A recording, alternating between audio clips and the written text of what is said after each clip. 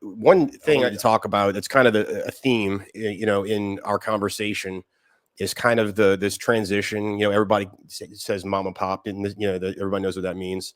There's this sort of transition from mom and pop to large firm, and the industry as a whole kind of went through that transition collectively. If you look at really 2000 through now, you had that arc where, okay, so like most people are in pen and paper. Okay, then people sort of kind of automate.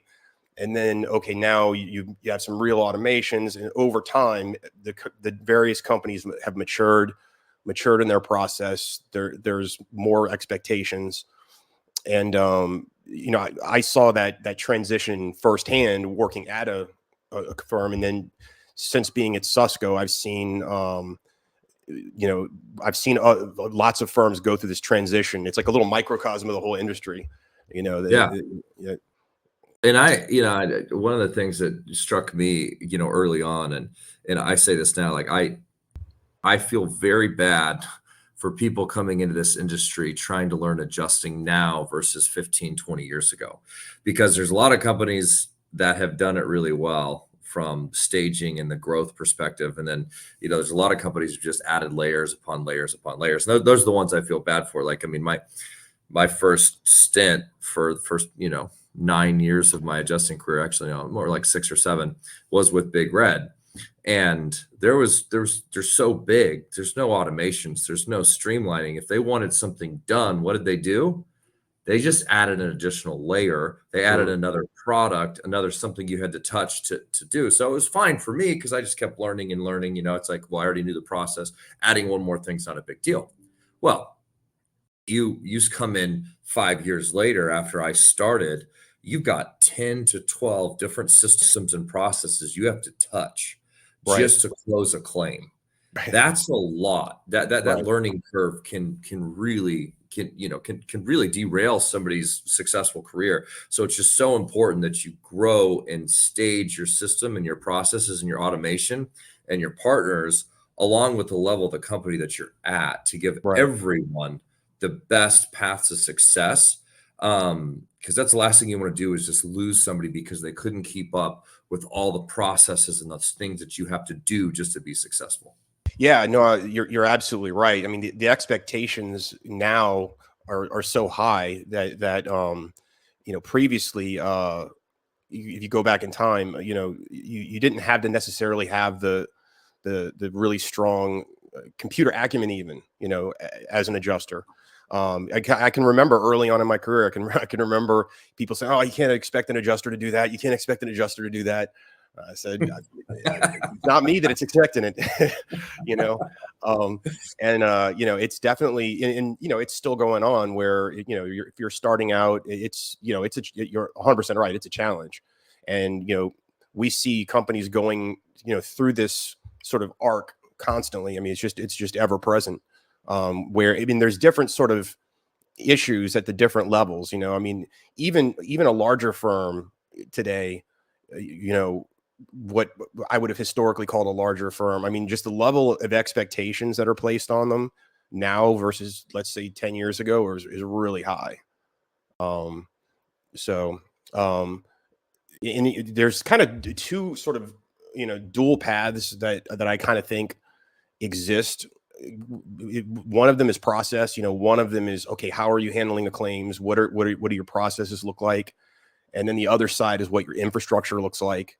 What are your IT practices? And what have you seen outside of in terms of the different firms you've dealt with? Like, what are some of the big pains you've seen?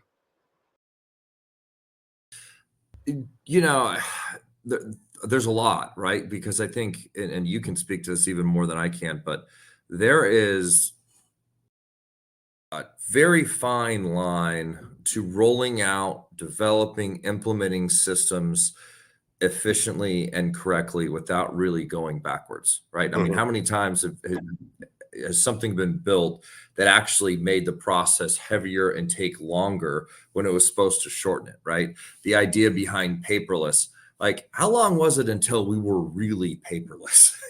I mean, we printed out stuff, all the time. And so I think that the biggest pain point is people know where they want to be, right? When you're launching a new system, or you have an idea of an automation or a workflow that you want. But I think where a lot of people fail at is breaking that idea down to phases of actual execution and implementation, right? And so what they do is they try to build this whole entire solution, and it fails because it's so much and it's so big, and they're trying to solve so many problems in one, instead of saying, hey, there's 4 core parts to this. What's the lowest laying fruit? Let's nail that. And then let's nail this. And let's nail this. And then let's bring it all together. I mean, from our first system inception, and I know we'll talk a little bit more about that. Like, I mean, I wrote the first one. Like, I built the first one myself, and I could never go back to where it was. It required something different at the time that we started to what it requires now, which is completely separate and completely different, but completely different company. It's funny you mentioned doing too much at once. I have a saying that I say at Susco all the time: replace, then improve, replace, then improve. And it's kind of a variant of what you said, trying to do too much all at once. A good example is people will have a particular operational role, a particular thing that they currently do that they want to automate. Let's say it's paper and they want to automate it, or let's say it's Excel, they want to automate it. I try to emphasize, okay, well, there's human beings that are doing this work. You can't change too much. If you change the system and you change how they work and you change this, it's just going to break down. You need to let the person be as comfortable as possible in this transition before you try to change things beyond just replacing it with an automated solution. That's getting much more into the a technical replacement for something, but it's the same basic concept. Not trying to tackle too much at once in a transition. Just nailing the UI. I mean, a 2-year-old and maybe less, can pick up an iPhone and use it. Okay. Now, none of us are Apple. I get it. $1 trillion companies. But the idea behind the fact that, I work with our developers and our people all the time. I'm like, look, I need to be able to meet somebody today, and they need to be able to use our system tomorrow. That's the type of UI we have to chase. Right. You have to chase the simplicity of that, where it's almost self-explanatory. And that's a lot of times what people rush over. They focus on the solution and not the UI of the solution. And I think the UI is an extremely critical point of this, because in a CAT, that's what we're talking about here. When you're scaling up and you're bringing on hundreds, if not thousands, of adjusters that haven't worked for you, maybe brand new ones are entering into the workforce.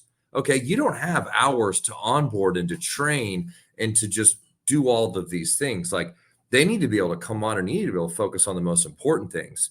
Not sitting there training them on every step of every process along the way. Like, the system's got to be smart enough and the UI's got to be clean enough that it can guide them, and it's self-explanatory of what needs to be done. And it's literally telling them what to do next. And that is such a critical miss. I've seen in a lot of systems that just feel heavy. And I'm an absolute I'm very critical of our UI. I'm very critical of our steps. And I will stop an entire project to be like, no, there's too many clicks here. There's too many things happening. Yeah. From my perspective, the more simple and boring the UI looks, the better.